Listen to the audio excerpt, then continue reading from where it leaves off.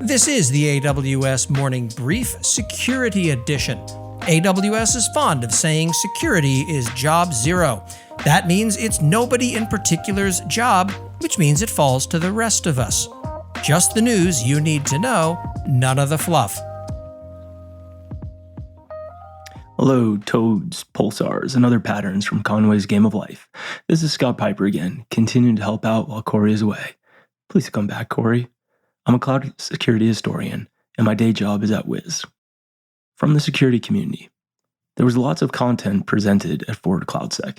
I'll admit I'm biased, as I'm an organizer for that conference, but the day-long videos are up on YouTube, or within 2 weeks, they'll be chopped up into individual talks.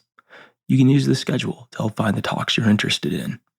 In contrast to AWS's shared responsibility model, I appreciate GCP's shared fate model, where they put their own skin in the game into ensuring their customers are protected. In their new crypto mining protection program, they offer $1 million in what is basically an insurance policy that comes with Security Command Center Premium. Bob McMillan from the Wall Street Journal reports that North Korean hackers have stolen more than $3 billion in crypto over the last 5 years, and their heists are now funding fully half of their ballistics missile program. A16Z writes, hiring a Chief Information Security Officer. For those aspiring to become a CISO, first, you should reconsider your career goals.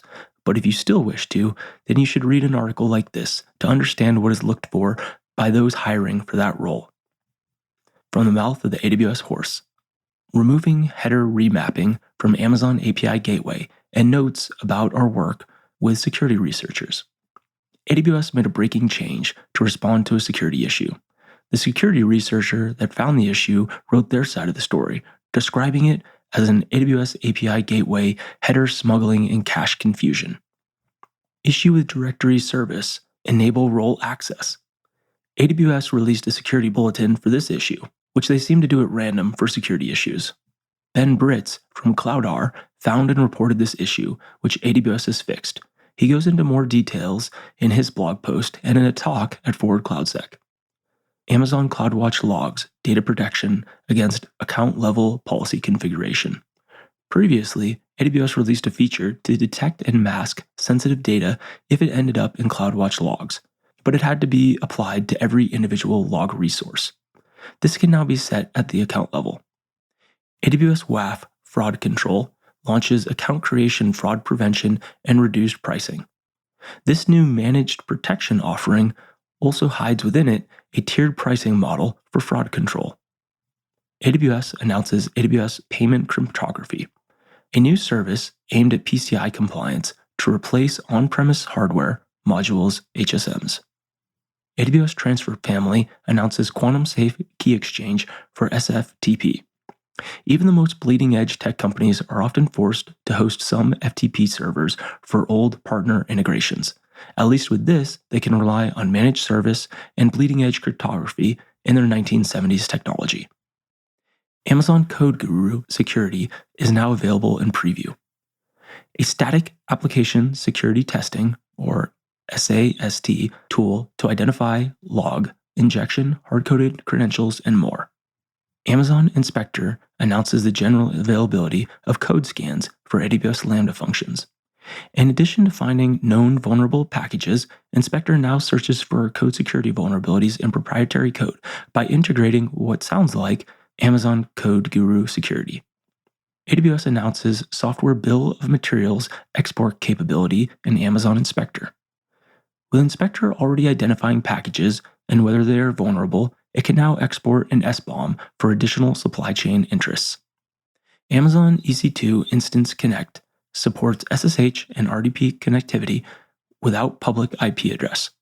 In 2019, AWS released two very similar services for SSHing into EC2s, EC2 Instance Connect and SSM Session Manager.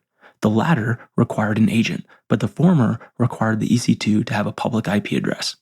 This release removes that public IP requirement and additionally allows access to other internal resources, such as RDS. Amazon GuardDuty enhances console experience with findings summary view. The console now shows you trends of findings over time and resources with the most findings. Amazon Detective extends finding groups to Amazon Inspector. Detective now incorporates visibility from Inspector so you can see when a resource that generated a guard duty finding, for example, that it shows signs of having been compromised, also had an Inspector finding, for example, a known vulnerability. Amazon S3 announces dual-layer server-side encryption for compliance workloads. If you are forced to comply with a regulation that you encrypt your data twice and wish to follow the letter of the law but not the spirit of the law, then this announcement is for you. AWS CloudTrail Lake launches curated dashboards for visualizing top CloudTrail trends. Interestingly, the example use case for this is compliance mandates such as migration to TLS 1.2, which is being enforced on AWS on June 28th.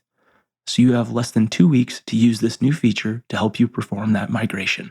Good luck. AWS IAM Identity Center now supports automated user provisioning from Google Workspace. Quickly connect your Google Workspace to your new accounts. In addition to this being very useful, I like that 2 services from different cloud providers that each underwent chaotically disruptive renames, G Suite and AWS SSO, finally get to meet. Security tools and tips. The tip of the week is when choosing a password that you need to type every day to include a goal, self-affirmation, or something you actually want to memorize, like a word you regularly misspell. Make it something to remind you to do something or to motivate you. Most passwords should be dealt with by a password manager, coupled with a phish-proof solution such as Touch ID, but there is still a login password to your laptop in SSO. Be sure to include some randomness somewhere in that password, but if every day starts with forcing yourself to write, water the plants, ! 123 hashtag, maybe your plants won't keep dying. Thank you for listening to the AWS Morning Brief Security Edition. For the latest in AWS security that actually matters, please follow AWS Morning Brief on Apple Podcasts, Spotify, Overcast, or wherever the hell it is you find the dulcet tones of my voice. And be sure to sign up for the Last Week in AWS newsletter at lastweekinaws.com.